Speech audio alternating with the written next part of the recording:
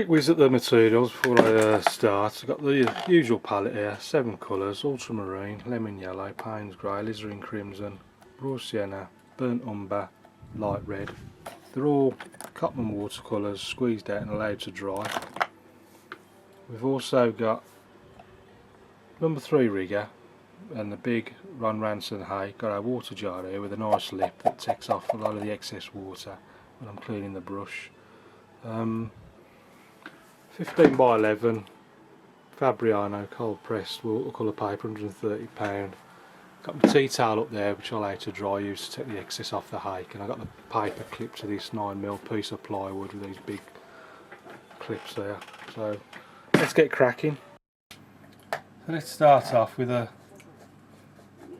very watery raw sienna mix all the way down the bottom of the paper.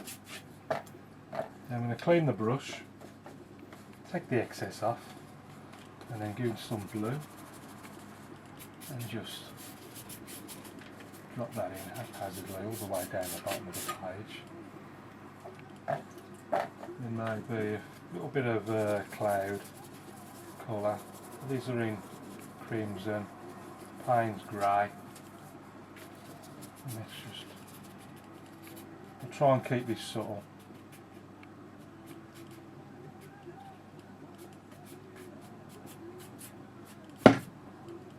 That'll do.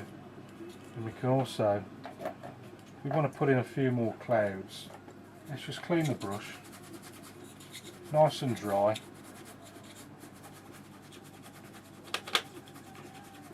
And you can take out some white cloud. You can use a tissue if you like. This wet method's quite nice to use as well. Again, if you want to do any more, you've got to clean the brush, take all the water off, and maybe just a little bit over there. That'll do, don't want to go crazy with that. And it's back into those sky colours, raw sienna, ultramarine, bit of everything. And then let's pop in a little mountain there, or hill. And this left hand side, working our way down, it sort of comes something like that, right over that far side.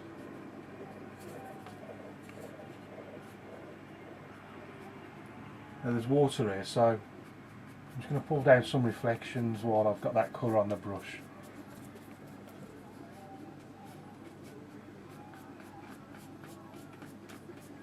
Just pull it straight down. Doesn't have to be absolutely exact, as long as it's there or thereabouts. As long as this is as low as that's high, you'll be okay. Stick just a few sort of little trees or something down there. Again, not forgetting, pull down the reflections.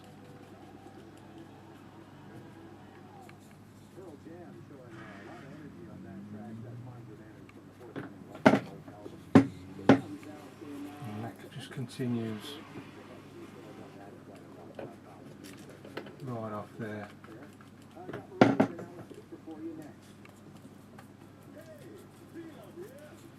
going to land on this side, so I'm doing raw sienna, bit of lemon yellow. Don't want to cover up all the reflections. I'll just keep it over on this left hand side for the time being. Bit of blue. Remember, just keep varying it. Keep varying the colour as we come round. And if it gets too dark, clean the brush, take off the excess on your tea towel, and then back into your light colour, and you can see the difference again.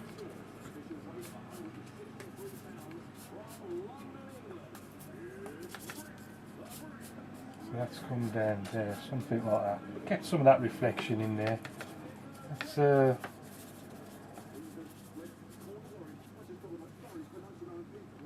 put some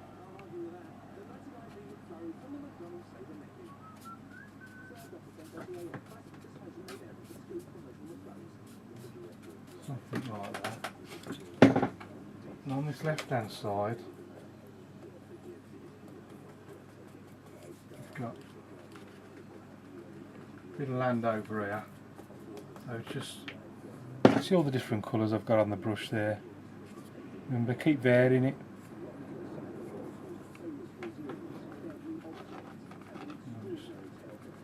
Mixing that down with the green. The green into the ultramarine.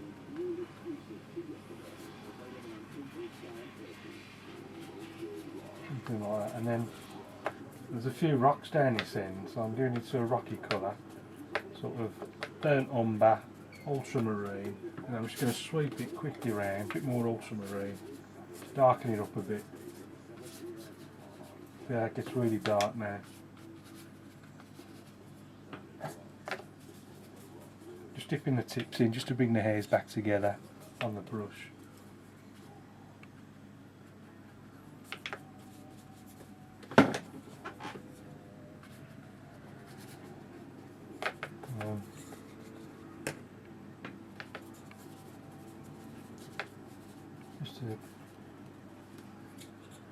Just bring these little muddy bits where the water meets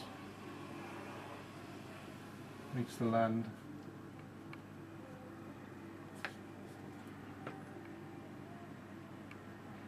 Something like that.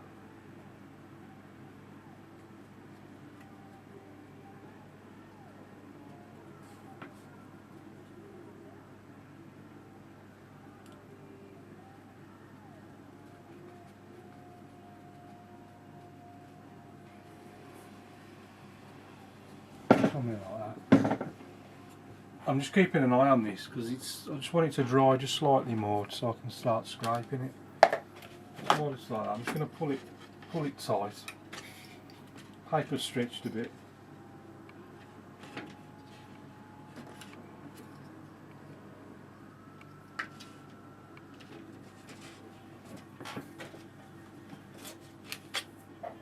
What I might do is switch to the rigger. We got some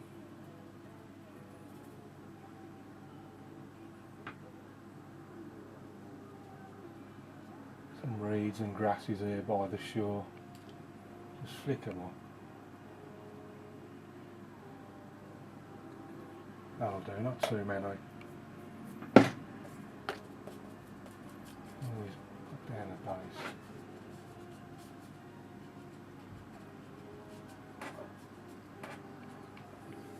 I'm going to switch to this piece of plastic card, which I'm going to use as my rock scraping thing. So hold it like that, and then it's a case of just flick it over.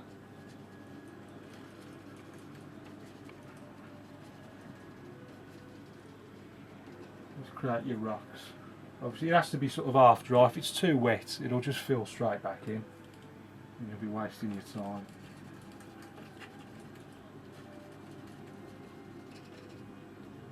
Remember, the rock gets smaller and smaller as they go further and further away. No, they don't want to get too crazy. Maybe just stick a couple down there. That'll do. And you can always create a few grasses and stuff. Just flick it up.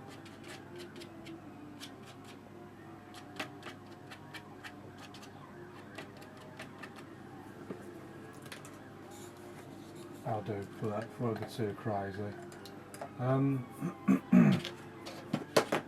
Could do with a focal point, so I might just stick a little boat somewhere. Now before I do that, is it dry enough? Actually it might be dry enough. I'm going to bother with the hairdryer. I'm just going to take a piece of dry tissue in my left hand, and then in the other hand take number 3 rigger. Number 3, make sure that it's clean, take the excess water off on the tea towel. So you're just looking for a clean damp brush, and then where should we put the boat? Now it's going to come down to the white of the paper, so I'm going to be taking the paint off, so I want somewhere nice and dark. So this is the darkest area, so I think somewhere about there might do. Make sure my hand's not wet. I'm going to be putting it down on the paper. Now if we say something like that, and just take out the shape of a sail, like a sort of tall triangle type shape.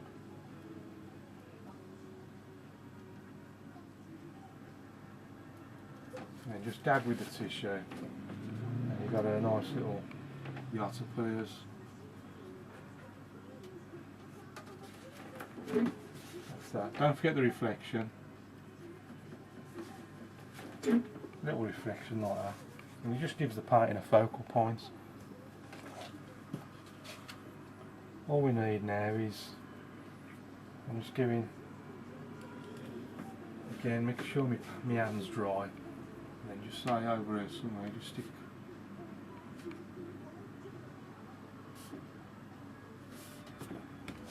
three little birds, and then finally say down here somewhere, just pop your signature, and I'll call that one finished before I start overdoing it. It can be hard knowing when to stop. If you've got everything in place and it looks the part and you're happy with it, just stop, because 9 times out of 10 you'll fiddle with it and it'll just ruin it. So let's have a closer look at it. So this is our finished painting. Now let's go and have a closer look at it. So our sky, I started off with a very weak raw sienna wash, and then a ultramarine blue, and then put in some clouds with the alizarin crimson and Payne's grey. Took out this white cloud with our sort of clean, damp hake brush. I used the same colours as the sky to put in our distant hills over there and on the horizon, and then used a sort of dark, one of the sort of darky green colour, Payne's grey, lemon yellow for some trees. Pulling down the reflections as I put the hills in. That way you don't have to keep making the same mixes. I'm always trying to constantly vary the foreground as we come down right into where the viewer's standing.